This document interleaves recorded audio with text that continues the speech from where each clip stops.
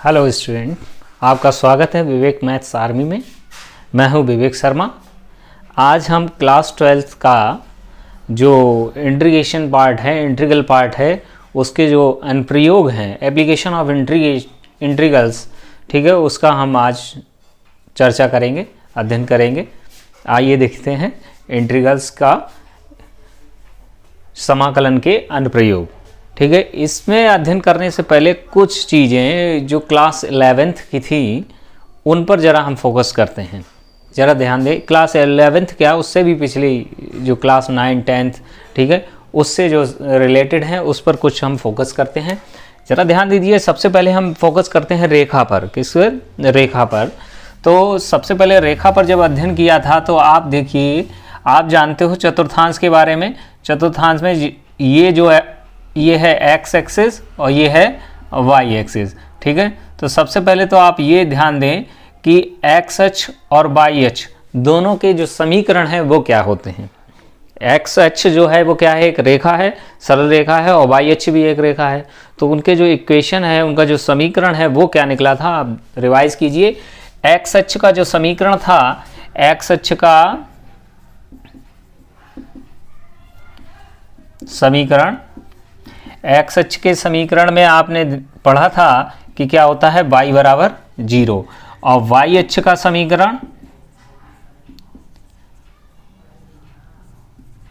y अक्ष का समीकरण आपने पढ़ा था कि x बराबर 0। ठीक है, ये है आपका x अक्ष। तो इसमें इसका जो समीकरण है वो y बराबर 0 और इसका समीकरण जो होता है वो होता है x बराबर 0।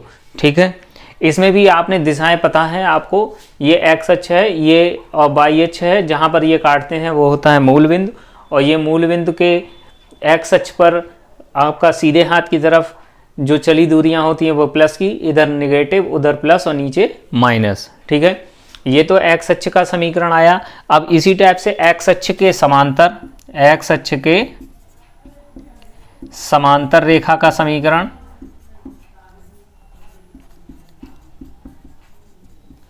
एक्स अक्ष के समांतर रेखा का समीकरण जो था आपने अध्ययन किया था, y बराबर b, y बराबर v, एक्स अक्ष के समांतर।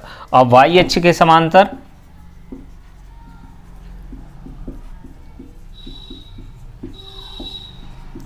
रेखा का समीकरण, वो आपने पढ़ा था कि x बराबर a। जैसे मान लीजिए अगर कोई इक्वेशन दे रखी है, x बराबर मान लिया 5 है, ठीक है, x बराबर 5, तो ये रेखा कहाँ से गुजरेगी, x बराबर 5, तो x बराबर है तो ये किसके समांतर होगी, y अक्ष के। तो y अक्ष ये है और ये y अक्ष के समांतर या तो इस तरफ होगी या इस तरफ होगी। ये x बराबर 5 है तो 5 दूरी पर 1 2 3 4 5, तो 5 दूरी पर इस तरीके से जो रेखा जाएगी वही हो जाएगी आपकी क्या, x बराबर 5।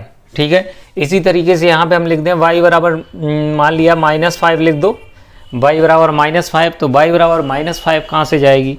अब देखिए y बराबर है तो y बराबर किसके समांतर होता है, y बराबर b, यानी कि x अक्ष के समांतर, यानी कि ये। और x अक्ष के समांतर या तो ऊपर से जाएगी या नीचे से जाएगी। तो देखिए है क्या कि निगेटिव, तो निगेटिव आपको पता होना चाहिए, जो निगेटिव है नीचे की ओर जाना चाहिए, पॉजिटिव है वो ऊपर की ओर।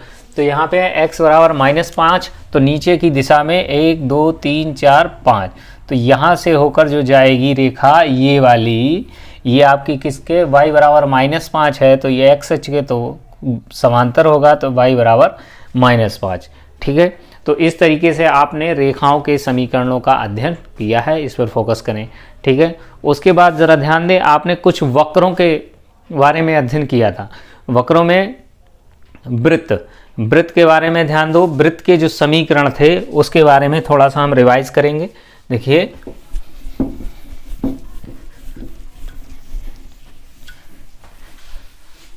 देखें ये ऐसे एक्स अक्ष है, ये वाई अक्ष है। ठीक है, अब देखिए आपने वृत्त का समीकरण आपने पढ़ा था, एक x² + y² = a²। ठीक है, एक आपने पढ़ा था x - h का होल स्क्वायर और y - k का होल स्क्वायर और इक्वल a²। ठीक है, यहाँ पर देखिए ये दोनों वृत्त के समीकरण है। वृत्त के समीकरण में ये क्या है, ये वृत्त का समीकरण कब है? जब वृत्त का केंद्र होगा 0,0 और त्रिज्या होगी आपकी a। ठीक है, ये वृत्त का समीकरण कब है? जब केंद्र है आपका h, k और त्रिज्या है आपकी इस वृत्त की a।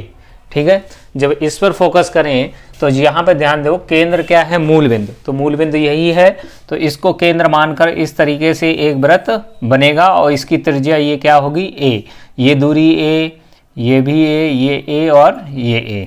ठीक है, अगर ये इस तरीके से वृत्त बनेगा तो ध्यान दो, ये आपका बिंदु होता है 0,0 और चूंकि ये दूरी है a तो ये वाला बिंदु होगा a,0 और इधर है तो ये वाला बिंदु होगा -a,0 होगा ना, क्योंकि ये आपका नेगेटिव है दिशा में ये दूरी है। ऊपर देखिए ये बाई अक्ष पर है, तो ये बाई अक्ष पर है तो ये 0,a होगा और ये वाला बिंदु 0,-a होगा।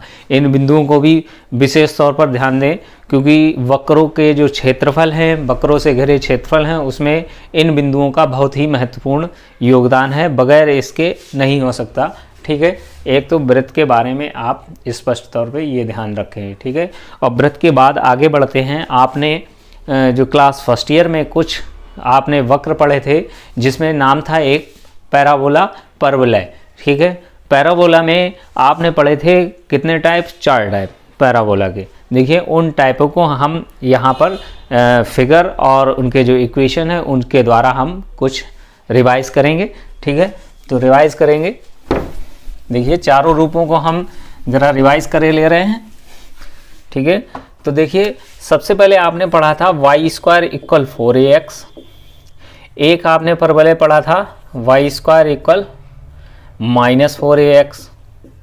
एक आपने परवलय पढ़ा था x² = 4ay और एक पढ़ा था x² = -4ay। ठीक है, और इनके देखिए चित्र कैसे हैं जरा ध्यान दें। यहाँ पर x अक्ष और y अक्ष हमने x अक्ष और y अक्ष लिए। ये देखिए y² = 4ax, ये बनता है यहाँ से, इसका शीर्ष है ये कहाँ पर? मूल बिंदु पर। शीर्ष है मूल बिंदु पर, ये आपका 0,0। ठीक है, इसकी एक नाभि हुआ करती थी, जो कि क्या होती थी? a,0।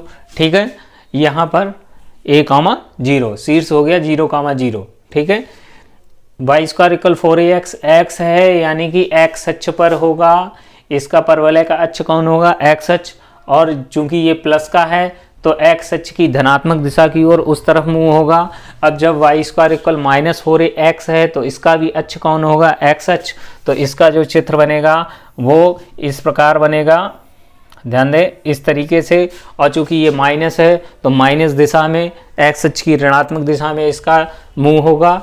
और ध्यान दें, x² = 4ay, तो x² = 4ay के लिए आपने ये पढ़ा था, यहाँ पर ये y आ रहा है तो y अक्ष या तो ऊपर की ओर या नीचे की ओर वो दिशा निर्धारित करेगी। यहाँ पर प्लस लगा है या माइनस लगा है, अगर प्लस लगा है तो ऊपर की ओर, तो ये इस तरीके से बनेगा। और यहाँ पर माइनस है तो इसका जो चित्र बनेगा ज़रा ध्यान दें, ये x अक्ष है। ठीक है, और ये आपका y अक्ष है, तो ये इस तरीके से जो लास्ट वाला इक्वेशन है परवलय की, वो इस तरीके से उसका फिगर बनेगा। ठीक है, तो x² = -4ay। तो ये चारों चित्र आप याद रखें। यहाँ पर जो शीर्ष होते हैं, ये वाले शीर्ष, ये आपके 0,0 ही होते हैं सभी के, क्योंकि ये क्या है? मूल बिंदु। ठीक है, तो ये आपने थोड़ा सा रिवाइज कीजिए, फर्स्ट ईयर की बुक उठाइए, वहाँ से परवलय के बारे में थोड़ा सा रिवाइज कीजिए, क्योंकि उसका आपका इस जो समाकलन के अनुप्रयोग हैं उनमें उसका यूज है। उसके बाद आपने एक और पढ़ा था दीर्घवृत्त। ठीक है, क्या पढ़ा था? दीर्घवृत्त, एलिप्स। तो दीर्घवृत्त में भी आपने अलग अलग समीकरण देखे थे और उनके अलग अलग चित्र भी देखे थे, फिगर भी देखे थे। तो देखिए, दीर्घवृत्त के भी बारे में हम थोड़ा सा अध्ययन कर लेते हैं।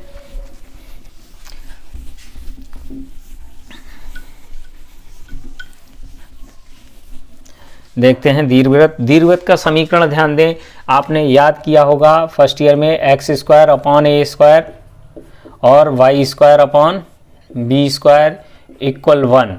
ठीक है, ये दीर्घवृत्त का समीकरण आपको याद कुछ आया होगा। यहाँ पर देखें, यहाँ पर भी ये समीकरण में ए और बी क्या होते हैं, इसमें भी फ़र्क होता है। अगर ए बड़ा है बी से, ए बड़ा है बी से, तब आपका जो चित्र बनता है कुछ इस प्रकार बनता है। ये आपका एक्स अक्ष है और ये वाई अक्ष है। तो आपने कुछ इस प्रकार से देखा होगा,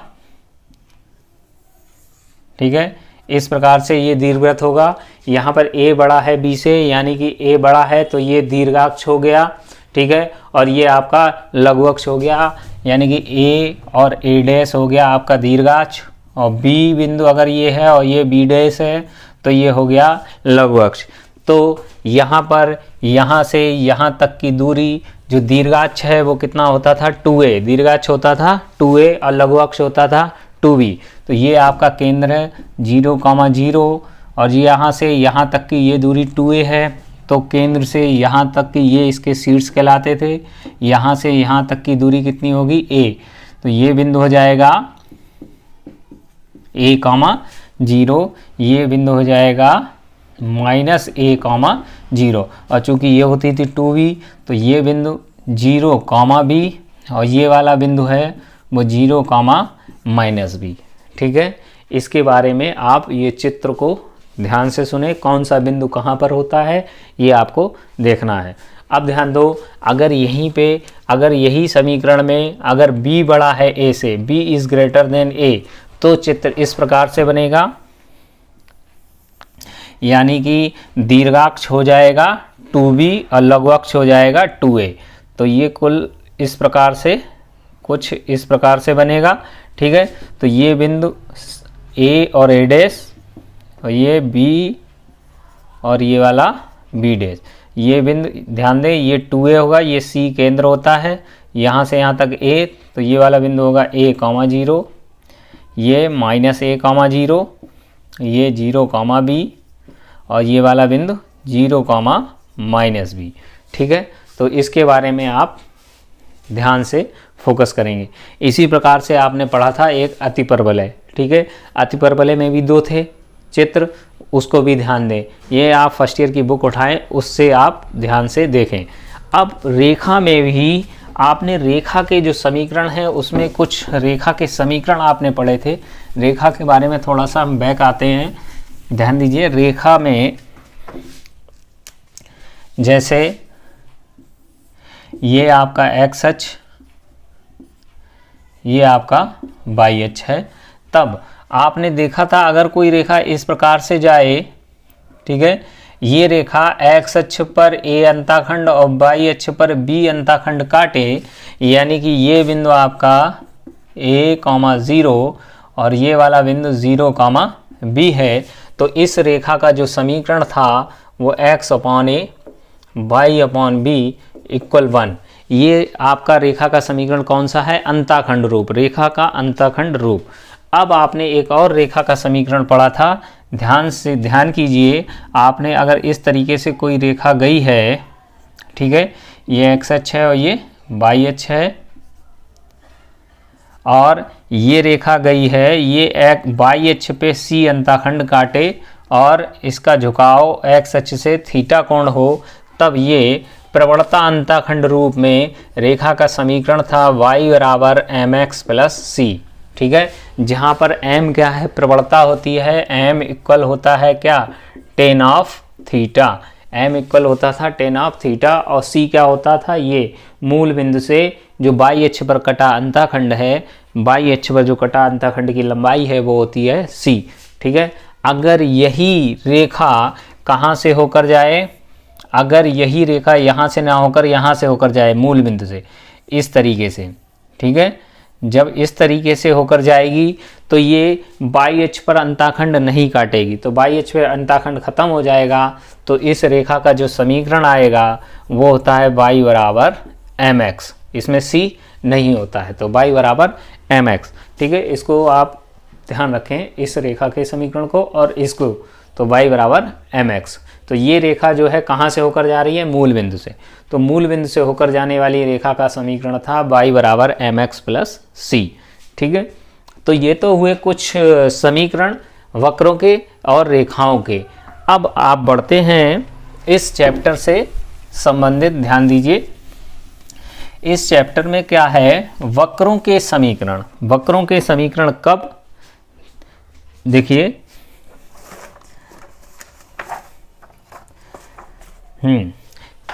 साधारण वक्रों के अंतर्गत क्षेत्रफल, ठीक है। वक्रों के क्षेत्रफल कब, जब कोई वक्र दिया है y बराबर एफ एक्स, ठीक है, y बराबर एफ एक्स और x अक्ष और दो कोटियां दी गई हैं, यानी दो रेखाएं, एक x बराबर a, एक x बराबर b, ठीक है। इतनी ध्यान दो, इतनी चीज़ें दे रखी हैं। अगर कोई वक्र दिया है x अक्ष और x बराबर a एक रेखा, एक x बराबर b और एक रेखा, तो इनके अंतर्गत जो क्षेत्रफल घिरा है उस क्षेत्रफल को निकालने का सूत्र किसकी सहायता से, समाकलन की सहायता से, इंटीग्रेशन की सहायता से। देखिए यहाँ पर हमने लिया एक आपको x अक्ष, ये y अक्ष, ठीक है। कोई भी एक वक्र, ठीक है, कोई भी एक वक्र ले सकते हैं। तो वक्र इस तरीके से मान लो ये लिया, इस तरीके से कोई एक वक्र है। वक्र कुछ भी हो सकता है, वृत्त हो सकता है, परवलय हो सकता है, दीर्घवृत्त हो सकता है, परवलय हुआ, ठीक है, कोई भी एक वक्र। तो ये तो हमने मान लिया ये क्या है, वक्र y बराबर एफ एक्स, ठीक है, इस वक्र का समीकरण है। और x अक्ष ये गया और कोटियां एक x बराबर a, x बराबर a ये तो मूल बिंदु हुआ, यहाँ से a दूरी पर यहाँ पे ले लिया, ये दूरी a है, तो यहाँ से x बराबर a अभी बताया किसके समांतर होगा, y अक्ष के समांतर। तो y अक्ष ये है, तो इसके समांतर इस तरीके से a दूरी से होकर ये रेखा गई, ठीक है। तो ये रेखा, ठीक है, तो ये यहाँ पर क्या है, यहाँ पर ये वाला बिंदु क्या होगा, a,0, इसका समीकरण क्या है, ये x बराबर a। यहाँ पर मान लिया मूल बिंदु से यहाँ तक की दूरी है b, तो ये बिंदु होगा b,0। तो b,0 ये बिंदु हुआ b,0 और इससे होकर जो रेखा जाएगी वो हो जाएगी x बराबर b, ठीक है। तो देखिए x अक्ष, वक्र x अक्ष और x बराबर a और x बराबर b, इसके बीच जो क्षेत्रफल है ये जो एरिया है, इसका क्षेत्र निकालने के लिए ध्यान दीजिए समाकलन की सहायता से क्षेत्रफल क्या होता है। देखिए तो क्षेत्रफल इसका आएगा, देखें क्षेत्रफल इंटीग्रेशन, वक्र यह है y बराबर एफ एक्स, ठीक है। तो y बराबर एफ एक्स लेंगे तो यहाँ पर y और dx, y वक्र है क्या, y बराबर, तो y dx और लिमिट होगी क्या, a से b, कहाँ से, a से b, a से b, और इस वक्र के बीच घिरा क्षेत्रफल को किस प्रकार दिखाएंगे, इंटीग्रेशन a टू b और y dx, ठीक है। y किस पदों में होगा, y होगा x के पदों में, y किसके पदों में होगा, x के पदों में, ठीक है। तो ये तो आप इस प्रकार से घिरा क्षेत्रफल हो गया। अगर यहीं पे यहाँ पर आपको इस तरीके से ये जो वक्र है यहाँ पर x बराबर मान लिया gy के रूप में दिया है और कोटियाँ में x अक्ष ना होकर क्या हो, y अक्ष हो, क्या हो, y अक्ष हो, ठीक है। और यहाँ पर जो कोटियाँ दे रखी हो मान लीजिए y बराबर c और y बराबर d, ठीक है। तो ये इस प्रकार ना होगा, किस प्रकार बनेगा, y अक्ष की सहायता से, ठीक है। तो अब क्षेत्रफल होगा, क्षेत्रफल हो जाएगा यहाँ पर y dx है, यहाँ पर हो जाएगा x dy, चूंकि x dy, ठीक है, y के पदों में है, तो x dy और लिमिट होगी c से d की ओर, c से d की ओर, ठीक है। तो आपका dy के x के सापेक्ष भी हो सकता है और y के सापेक्ष भी हो सकता है। अगर कोटियाँ y के रूप में दी हैं, y बराबर, तो y के सापेक्ष होगा। अगर कोटियाँ x के बराबर दी गई हैं तो x के सापेक्ष होगा, ठीक है। तो ये दो सूत्र हैं, सिंपल सूत्र हैं, कोई डिफ़िकल्टी नहीं है, बिल्कुल आसान ये एक्सरसाइज है, ठीक है। तो ध्यान दीजिए इन सूत्रों का उपयोग होगा किसके लिए, क्षेत्रफल ज्ञात करने के लिए। अब हम बढ़ते हैं एक्सरसाइज की ओर। देखिए एक्सरसाइज 8.1,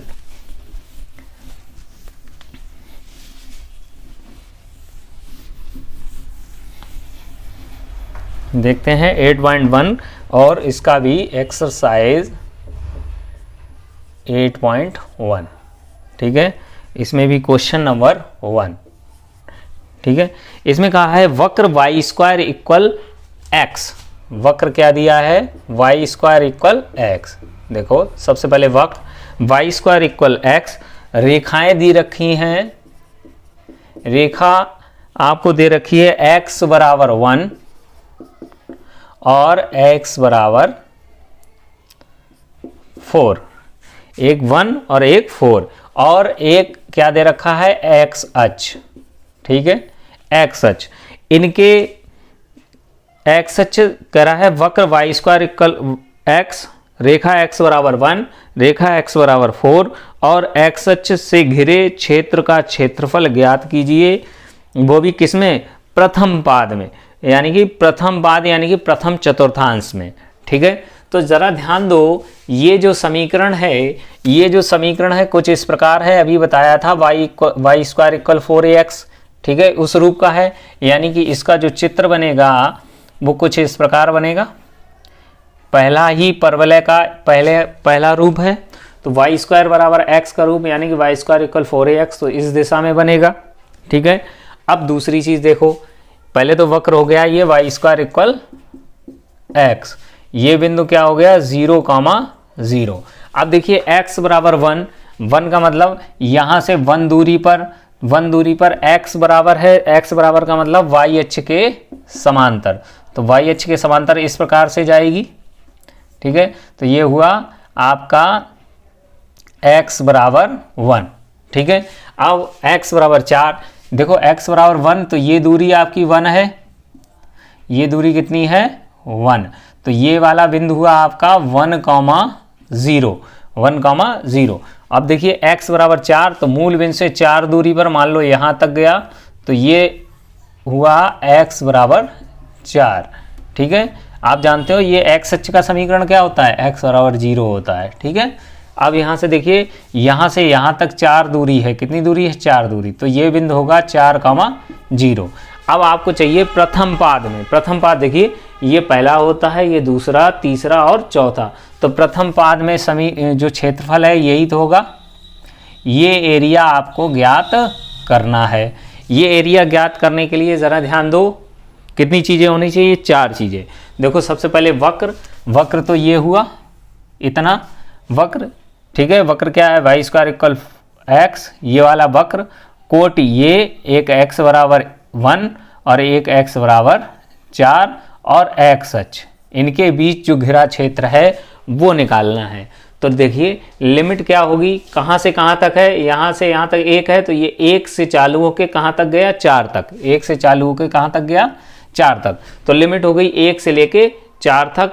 और ये जो वक्र है देखिए, तो क्षेत्रफल क्या होगा, प्रथम पाद का जो क्षेत्रफल है, क्षेत्रफल होगा x बराबर है ना, तो 1 to 4 x में है, तो dx x के रूप में लिमिट दी है, तो x के सापेक्ष होगा, तो यहाँ पे क्या आएगा y dx, क्या आएगा y इंटू dx। अगर dx है तो यहाँ पे y आएगा, अगर dy है तो यहाँ पे क्या आएगा x आएगा, ठीक है। और वो इससे देखेंगे लिमिट किसके रूप में दी है, x रूप में, x की दी गई है, तो x की जगह क्या होगा dx होगा। तो अगर लिमिट x बराबर दी रखी हैं तो x के सापेक्ष होगा, अगर लिमिट y के रूप में दे रखी हैं तो dy होगा, यानी कि y के सापेक्ष होगा। अब यहाँ से देखिए समीकरण ये जो 1 है, यहाँ से y का मान यहाँ पर रखेंगे, तो देखिए 1 से 4, y का मान यहाँ से नोट कीजिए, y का मान यहाँ से क्या आएगा, y बराबर उधर जाएगा तो क्या हो जाएगा, अंडर रूट हो जाएगा, या अंडर रूट कहें, या अंडर रूट का मतलब क्या होता है, कितनी पावर, 1/2 पावर। यहाँ से y का मान हमने निकाला और यहाँ रखिए, तो x की घात 1/2 और dx, ठीक है। तो क्षेत्रफल देखिए, तो इसका समाकलन क्या होता है आप जानते हो, x की घात +1 होगा ना इसमें, तो हो जाएगा 3/2 और 2/3 आएगा बाहर, इसका उल्टा n+1 अपॉन n+1, तो n+1 का बाहर हो गया। और लिमिट आप जानते हो 1 से 4, ये लोअर और ये अपर। अब लिमिट सॉल्व रख दीजिए, लिमिट पुट की, तो ये आपका 4 की घात 3/2 अपर माइनस लोअर होता है, ठीक है। तो ये हुआ। अब ये आप जानते हो 4 की घात, ये 2/3 तो है ही, 4 का मतलब 2 की घात 2, और उस पे भी घात कितनी है 3/2, और एक पे चाहे कितनी भी घात हो वो एक ही रहेगा। अब देखिए ये 2 से 2 कैंसिल, तो बचा क्या 2 की घात 3, तो 2 की घात 3 का मतलब 8, 2 गुणे 2 गुणे 2 और -1 ये हुआ, तो 2/3 गुणे 7, तो ये हुआ 7 दूनी 14/3, और ये वर्ग इकाई या वर्ग मात्रक, ये हुआ क्षेत्रफल। ठीक है, 14/3 वर्ग इकाई। ओके, अब सुनिए, इसमें स्पष्ट कहा था प्रथम चतुर्थांश, प्रथम पाद में। अगर यहाँ पर वर्ड ना होता, प्रथम पाद अगर ना दिया गया होता, अगर यहाँ पे कहते केवल इन्हीं के द्वारा घेरा क्षेत्रफल, तो क्षेत्रफल में ये भी आता और ये भी आता। देखिए वक्र के द्वारा ये लिमिट और एक्स अक्ष के बीच घिरा क्षेत्रफल, एक्स अक्ष के बीच जो घिरता है क्षेत्रफल ऊपर भी हो सकता है और नीचे भी हो सकता है। अगर वहाँ पे प्रथम पाद ना कहता तो क्षेत्रफल ये भी होता और क्षेत्रफल ये भी होता। अब इसमें ये विशेषता है कि जितना क्षेत्रफल ये होगा उतना ही क्षेत्रफल ये होगा, तो केवल क्षेत्रफल तो हम इतना ही निकालेंगे, और पूरा निकालने के लिए हम इसमें क्या कर देंगे 2 का गुणा। अगर प्रथम पाद ना होता तो इसमें 2 का गुणा और करना पड़ता। ठीक है, अब बढ़ते हैं क्वेश्चन नंबर 2 की ओर।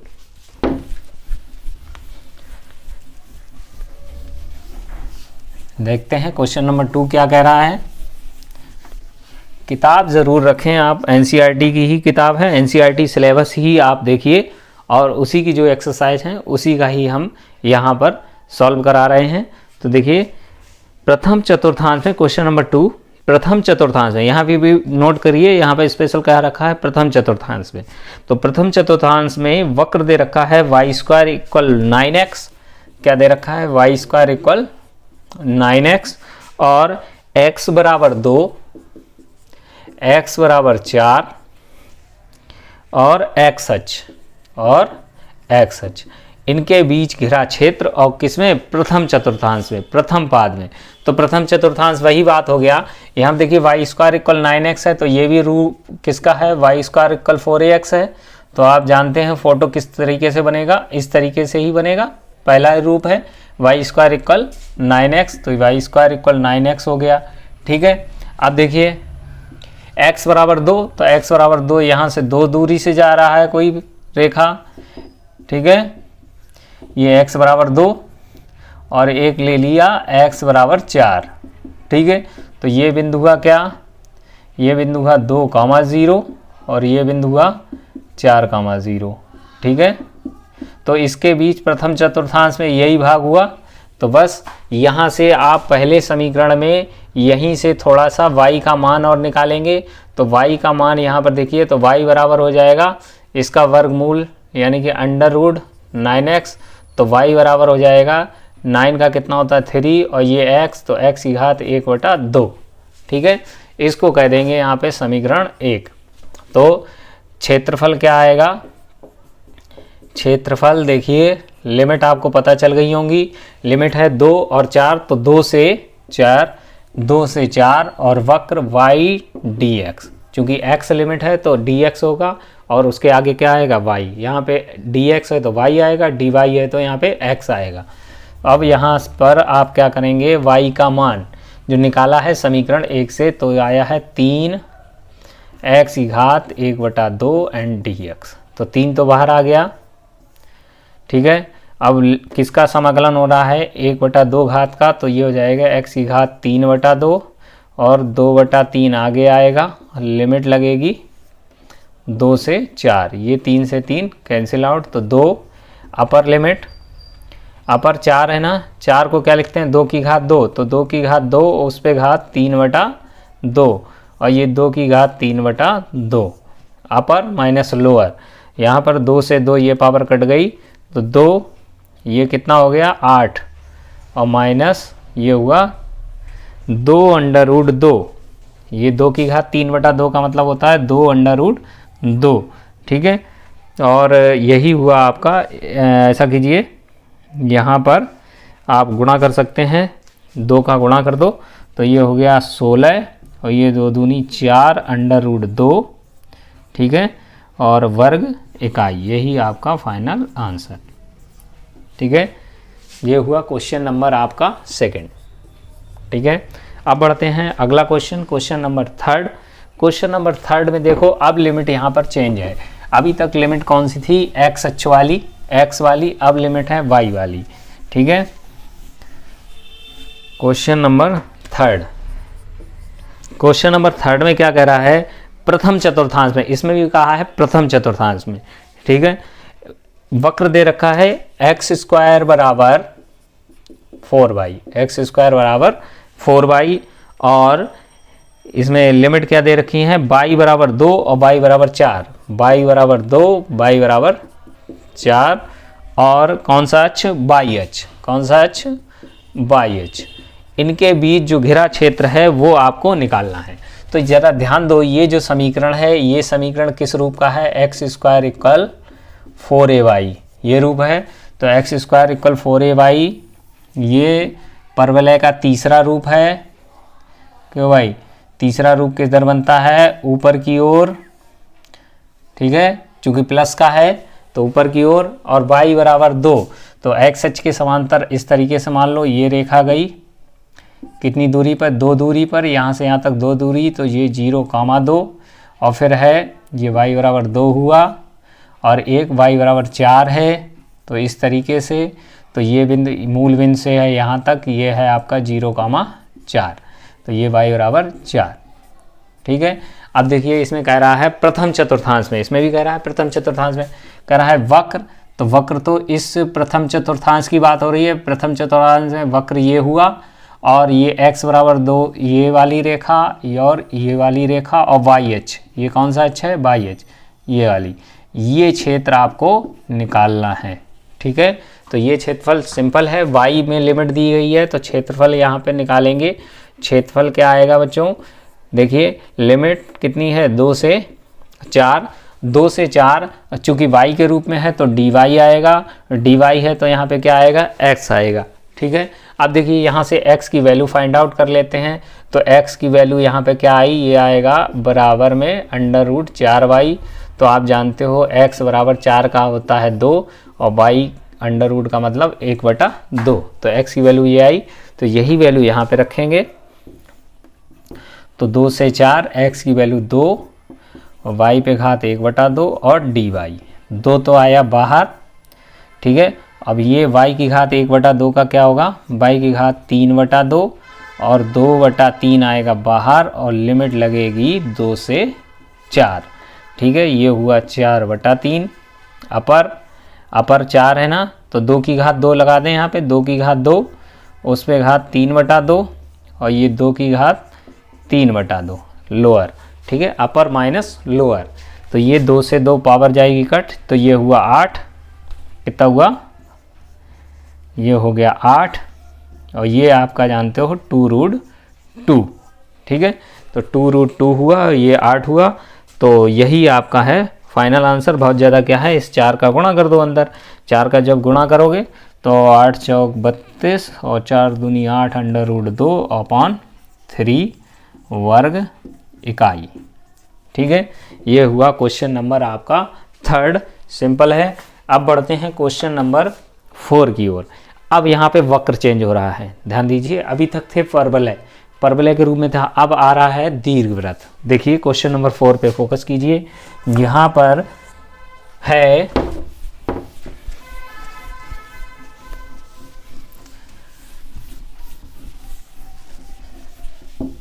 देखिए कह रहा है दीर्घवृत्त x²/16 y² 9 = 1 से घिरे क्षेत्र का क्षेत्रफल ज्ञात करना है। ठीक है, क्षेत्रफल ज्ञात करना है। देखिए समीकरण है, दीर्घवृत्त है आपका x²/16 y² 9 = 1। ठीक है, ये इस रूप में है। अब ज़रा ध्यान दो, इसको हम मानक रूप में चेंज करेंगे। मानक रूप में चेंज करने के लिए x², ये 4 का वर्ग है, ये y² ये कितने का वर्ग है? 3 का वर्ग है, बराबर 1। अब ध्यान दो, ये x² इसकी तुलना करेंगे किससे? हम तुलना कर रहे हैं x² a², और y square upon b square बराबर 1 से। ठीक है, तुलना कर रहे हैं इस समीकरण की। अब तुलना करेंगे तो ए देखिए कितना है, ए आपका है 4 और यहाँ पे बी कितना है, बी है आपका 3। तो देखिए बड़ा कौन है, ए, यानी कि ए इज़ ग्रेटर देन है बी। तो आपका चित्र कैसा बनेगा ये आपको बताया गया है, अभी ही थोड़ी देर पहले इस वीडियो में बताया है आपको शुरू में ही। तो ये इस तरीके से बनेगा दीर्घवृत्त। ठीक है, तो देखो यहाँ पर ए, ये आपको बताया था a, 0, ये -a, 0, ये आपका 0, है। ये आपका a कितना है 4, तो यहाँ से यहाँ तक ये है 4 और यहाँ से यहाँ तक है ये आपका 3। तो ये a, तो ये बिंदु हो गया 4, 0 और ये है आपका 0, 3 और ये 0, 0 है। ठीक है, अब देखिए ये कह रहा है इस दीर्घवृत्त का क्षेत्रफल, यानी कि इस पूरे का क्षेत्रफल। यहाँ पर देखो यहाँ एक्स अक्ष वाई अक्ष है, तो यहाँ पर देखो दीर्घवृत्त के 4 भाग हैं, 4 टुकड़े, एक टुकड़ा ये, एक ये, एक ये और एक ये, और चारों के चारों कैसे हैं, समान। तो हम करेंगे क्या, इस पूरे दीर्घवृत्त का क्षेत्रफल निकालने के लिए हम मात्र एक टुकड़े का, इस टुकड़े का क्षेत्रफल निकालेंगे और उसमें हम कितने का गुणा कर देंगे, 4 का, क्योंकि 4 पीस हैं तो 4 पीस में 4 का गुणा हो जाएगा, तो पूरे दीर्घवृत्त का यहाँ पे आपका एरिया आ जाएगा। अब ज़रा ध्यान दो, यहाँ पर इस पीस के लिए बात अगर करें तो ये जो रेखा है ये वाई अक्ष है और इसका समीकरण क्या होता है, x बराबर 0 और यहाँ से यहाँ तक ये दूरी है 4, तो ये जो रेखा है आपकी क्या है, x बराबर 4। तो लिमिट देखिए यहाँ से यहाँ तक ये हुआ और ये वाला वक्र और x अक्ष, ठीक है, इनके बीच घिरा क्षेत्रफल। तो दीर्घवृत्त का क्षेत्रफल आएगा, दीर्घवृत्त का क्षेत्रफल, देखें दीर्घवृत्त का क्षेत्रफल, अभी हमने कहा 4 का गुणा करेंगे क्योंकि 4 पीस हैं और एक पीस का 4 में गुणे एक पीस का क्षेत्रफल। एक पीस का क्षेत्रफल देखिए कहाँ से कहाँ तक लिमिट है, 0 से लेके 4 तक, तो 0 से लेके 4 तक। और ये देखिए x बराबर है तो किसके सापेक्ष, x के सापेक्ष, और यहाँ पे क्या होगा, y होगा। ठीक है, अब यहाँ पर आप फोकस करेंगे, सबसे पहले आप क्या करोगे, इस समीकरण से आप y का मान निकालेंगे। तो y का मान निकालने के लिए थोड़ा सा इसको इस तरीके से सॉल्व करें। यहाँ पर ये यहीं पे रखो, वाई स्क्वायर अपॉन 9 बराबर हो जाएगा 1 माइनस एक्स स्क्वायर बटे 16। यहाँ पे 16 आएगा लासा, 16 लासा आया तो 16 माइनस एक्स स्क्वायर अपॉन 16, ये वाई स्क्वायर अपॉन 9 है, तो 9 जाएगा कैंची गुणे से इधर, तो वाई स्क्वायर इक्वल क्या आया, 9 बटे 16 और 16 माइनस एक्स स्क्वायर। अब ये वाई स्क्वायर हटेगा, वर्गमूल लिया तो इसका हो गया 3 और इसका हो गया 4। ठीक है, और यहाँ पर इस पे क्या हो जाएगा, अंडर रूट 16 का मतलब 4 का स्क्वायर माइनस एक्स स्क्वायर, ये आया वाई का मान। ठीक है, वैसे भी वर्गमूल लेने पर प्लस और माइनस दोनों आते हैं, बट हम यहाँ पर यूज करेंगे प्लस वाला। ठीक है, क्या यूज करेंगे, प्लस वाला। वर्गमूल लेने पर क्या आते हैं, प्लस और माइनस। ठीक है, अब देखिए यहाँ पे 4 गुणे 0 से 4, y का मान ये आया है 3/4 under root 4 square minus x square और dx। देखिए 4 से 4 ये गया तो ये 3 आया बाहर, तो 0 से 4 under root 4 square minus x square और dx। अब यहाँ पर ध्यान दें, आपने ये सूत्र पढ़ा है इंटीग्रेशन में, हम यहाँ पे फ़ोटो मिटा लें इसका। ठीक है, यहाँ पे देखिए हम जानते हैं integration of A square minus x square.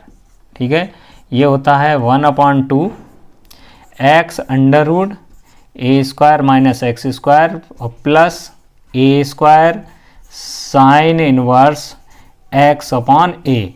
ठीक है, sine inverse X upon A, तो यही वाला सूत्र लगेगा। यहाँ पे A square minus x square, तो ए कितना है आपका, 4 है, ए कितना है, 4 है। ठीक है, तो देखिए यहाँ से यहाँ पर बढ़ते हैं, तो इसका क्षेत्रफल क्या आ रहा है, 3 तो गुणे में है, तो सबसे पहले क्या आएगा, 1/2 आएगा, तो 1/2। ठीक है, और ब्रैकेट में एक्स ऐसा करिए, इसको हम इधर ही करे दे रहे हैं, ठीक है। देखो ऊपर लिए ले रहे हैं तो क्षेत्रफल ही निकल रहा है, तो 3, तो 1/2 x अंडर रूट जो है वही, यानी कि 4² minus x square plus A square यानी कि 4 का square into sine inverse x upon A का मतलब 4, और लिमिट है आपकी 0 से लेके 4, ठीक है। तो अब पहले अपर फिर लोअर, ठीक है। ये आपका आया 3/2, पहले अपर रख रहे हैं तो 4 गुणे यहाँ पे 4 का स्क्वायर माइनस 4 का स्क्वायर, और ये 4 का स्क्वायर हुआ 16, और साइन इनवर्स 4/4, ये तो हुआ अपर। माइनस लोअर रख रहे हैं तो देखिए 0 रखेंगे तो 0 गुणे में 4 स्क्वायर 0 का square plus 4 square sine inverse 0/4, ठीक है। अब देखिए 3/2, ये तो 4 स्क्वायर माइनस 4 स्क्वायर, ये क्या हो गया 0, तो ये तो हुआ 0, ये 16, आप 4 से 4 गया कितना बचा 1, तो साइन इनवर्स 1 किसकी वैल्यू होती है साइन में 90 की, 90 यानी साइन 90 का मान 1 होता है, तो साइन इनवर्स 1 का मतलब π/2, साइन 90 यानी कि π/2 आया, माइनस ये देखिए 0 का गुणा हो रहा है, ये भी 0 हो गया, और साइन इनवर्स 0 वह भी 0 होता है, तो ये दोनों 0 हो गए, ठीक है। अब यहाँ पे आपको बचा क्या ये, तो यहाँ पे 3/2 में गुणे ये काट दो, 2 × 16 यानी कि 8 पाई, ठीक है। 2 से काट दिया 4, ठीक है।